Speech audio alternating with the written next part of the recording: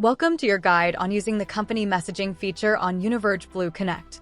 In this video, we'll walk you through the steps to effectively communicate with your customers using this powerful tool. To start a new conversation, click the company messaging symbol at the top of the messaging pane. Click the plus sign next to the search bar, and a new window will appear where you can select which number you would like to send your message from. Next, type the name or phone number of the person you want to message and click Start Conversation.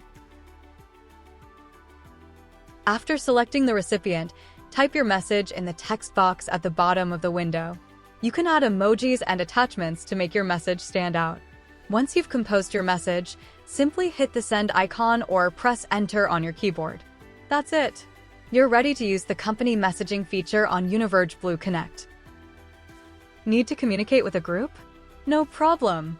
On your messaging tab, click the plus sign next to the search bar and either click New Channel to create a group of internal users or click New SMS to create a group with external users. The New Channel option will allow you to add as many users as you like. Simply give the channel a name and a description if desired. You can either leave the channel as a private channel, which requires new users to be added by current members, or you can make it public so any coworker can join. Finally, add the members by typing their name or email and click Create Channel.